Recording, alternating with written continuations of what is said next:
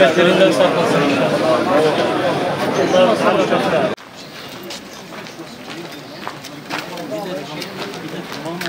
o kadar beterinden korusun. İnşallah. Amin inşallah.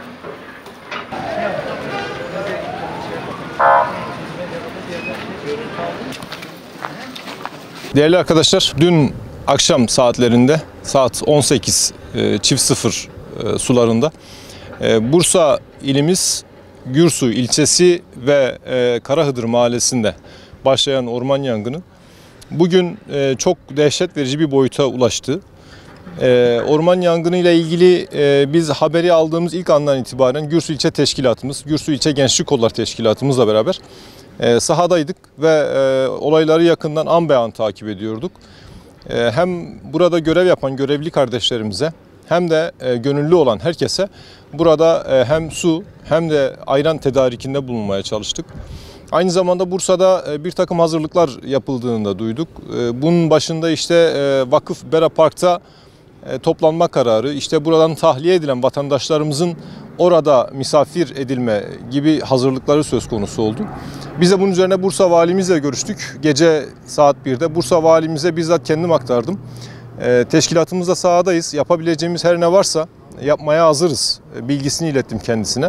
Aynı zamanda vatandaşlarımızın özellikle yangından etkilenen, tahliye edilen vatandaşlarımızın parklarda değil kendi evlerimizde misafir edeceğimizi bildirdim. Halinde hazırlıklıyız.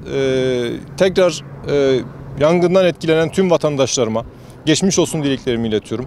Bir daha böylesi bir felaketin olmamasını diliyorum.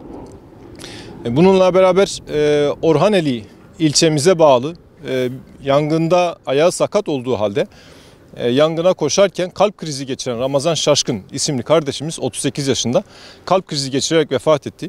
Kendisine Allah'tan rahmet, yakınlarına da başsağlığı diliyorum. Bir daha böylesi bir yangın felaketiyle karşılaşmamayı Rabbimden temenni ediyorum.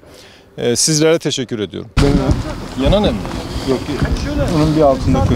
Benim ev yanmadı. Şurası Yenişehir'den bir arkadaş geldi. Yani vatandaş tankerini takmış, yanmış gelmiş. Alevin içine girdi. Öyle kurtardı. Yani biraz daha cesaretliydi.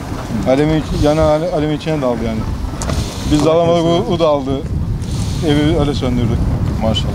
Hani dışı yandı, içi yanmadı. Çok da söndürülebilecek bir alan değil ki. Rabbim beterinden muhafaza etsin. Büyük geçmiş olsun. Biz Bursa Gürsu Teşkilatı olarak burada sizinle beraberiz. Yani her ne olursa olsun, elimizden ne gelirse gelsin yardımcı olacağız inşallah. Rabbim kolaylık versin. Geldiğiniz için teşekkür ederiz. Rica ederiz. Görevimiz estağfurullah. Allah'a emanet. Kendinize çok iyi bakın abi.